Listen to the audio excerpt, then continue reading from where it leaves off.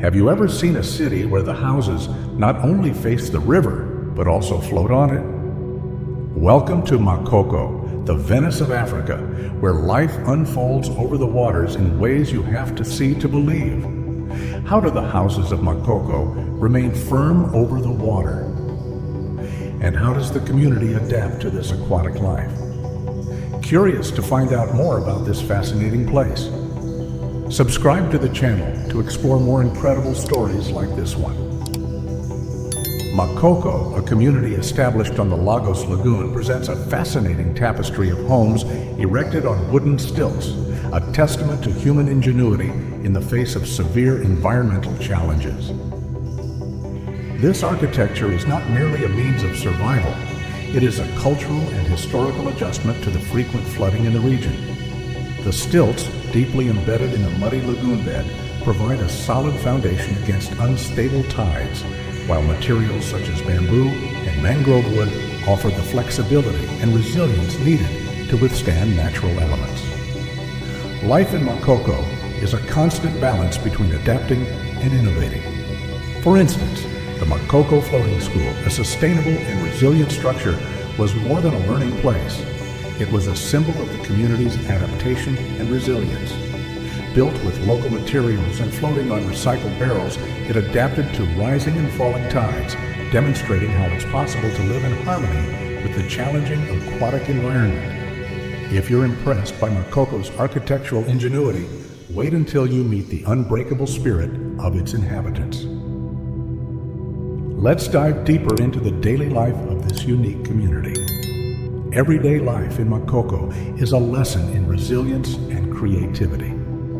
In the waters of the lagoon, men cast their nets, catching fish that sustain their families and fuel the local economy. Skillful women manage stalls and floating markets, selling fresh or smoked fish, while children play among canoes that serve as the community's main mode of transportation. The reality for families here is marked by small, multifunctional spaces where every corner is utilized to survive and thrive. Despite clear adversities, such as the lack of proper sanitation, presenting health challenges, and the precarious infrastructure, the people of Makoko thrive through deep community connections and a collective spirit that defies expectations. Living conditions in Makoko can be tough with overcrowded dwellings and limited resources, but the community finds ways to overcome these obstacles. Cooperation and mutual support are palpable, with neighbors sharing what little they have and working together to improve living conditions. This sense of community not only helps overcome daily hardships, but also strengthens Makoko's cultural and social resilience against external and internal pressures threatening its existence.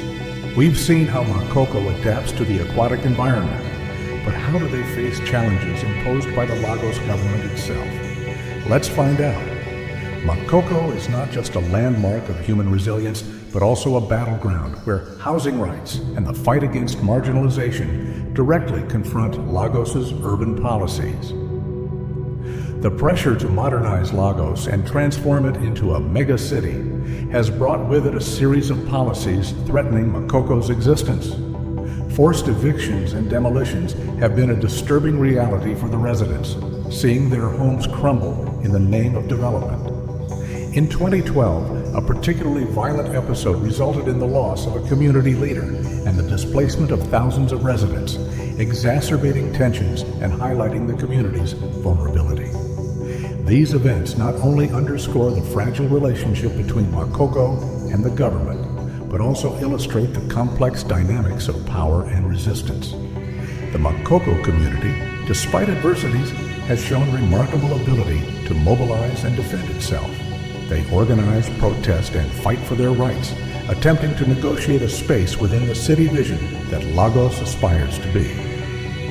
This confrontation between urban growth and community preservation is a central piece in the narrative of Makoko, revealing the tensions shaping the reality of urban slums worldwide. While Makoko battles government policies, the community also attracts global attention. Tourism in Makoko offers an intriguing window into life in one of the world's most famous floating slums.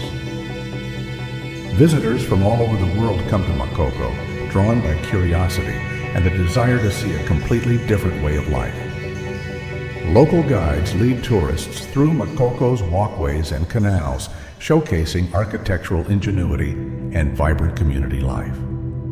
These tours not only provide residents with a source of income, but also raise awareness about the living conditions and challenges they face. However, tourism brings with it complex ethical issues. The line between respectful exposure and voyeuristic exploitation is thin, raising debates about the commodification of poverty.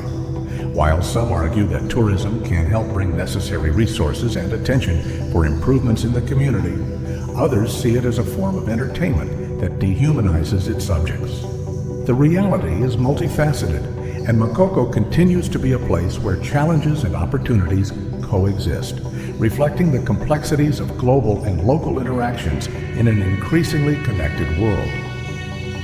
Makoko continues to challenge urban conventions and expectations in a world that values the new over the old and the developed over the simple.